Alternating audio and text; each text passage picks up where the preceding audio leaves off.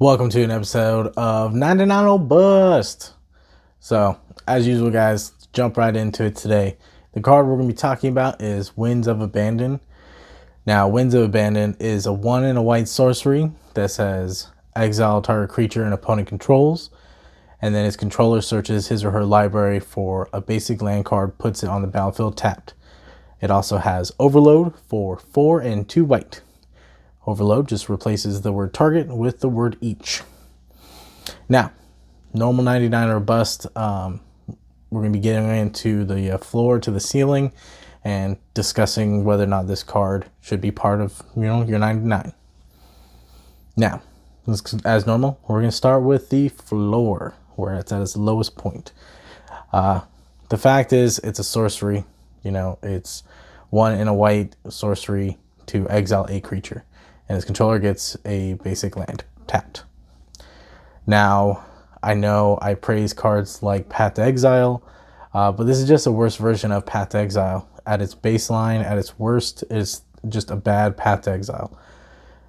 It's gonna hit any creature. It doesn't have the versatility of Path to Exile, being 1 and an instant speed. It's just not. It's not there. Path to Exile can also sometimes, force, let you exile one of your creatures, either a token or a mana dork, to ramp yourself in just in case. So if someone's trying to kill a creature in the middle of combat, or that creature's going to die regardless in combat, and you want to just ramp yourself real quick, you can Path to Exile your own creature. So it doesn't have that versatility that comes with, having kind of the better card. But let's go ahead and talk about the ceiling. The ceiling for this card is the overload cost. It really is the fact that, it is a one-sided board wipe.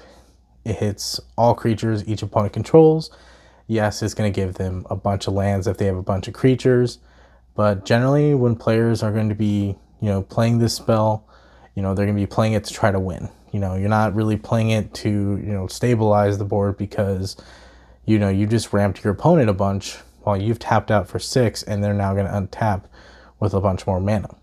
So, this is definitely more, I see more as a card that players are going to use when they want to wrap up games, when they're trying to, alpha strike players, or to kill that last opponent that's on the board. That's what this is there for. I don't think it's there to try to stabilize.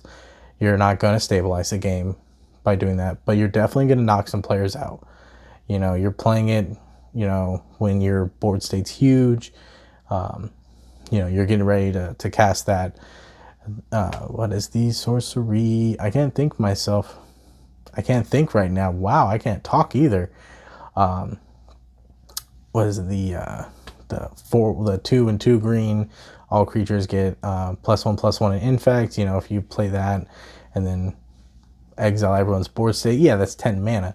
But if you're in white green, you should be able to get to 10 mana. But yeah, it's really solid. It's not as good as a one-sided board wipe as, like, Cyclonic Rift. It doesn't have the instant speed, but then again, Wizards is not going to give white its own version of Cyclonic Rift. I mean, look how long it took white to get its own version of Rhystic Study. Still really good. Still very good. I love that card. Anyways, so, it's just that kind of, that's the floor, that's the ceiling on it. Just get you that one way to just alpha strike your opponents off the board. Now, final thoughts here. Taking everything in consideration, at its worst, it's a bad Path to Exile. It's a bad Swords to Plowshare.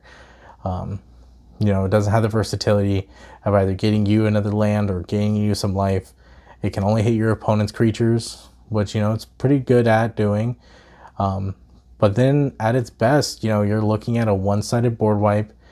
You're going to get rid of, a bunch of creatures that are indestructible, a bunch of creatures that have hexproof, definitely getting rid of gods, being able to blow up the gods and, swing in on an opponent who's got a bunch of, giant indestructible creatures is pretty good.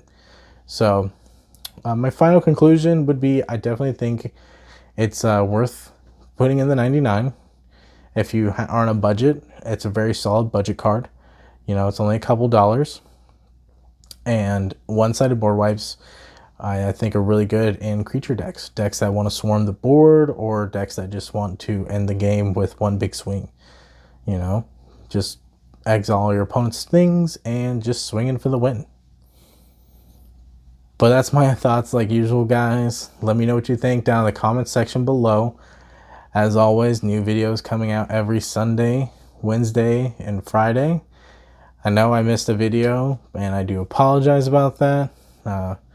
Had some camera issues and some phone and some storage issues. So yeah. But anyways, guys, as always, play more games.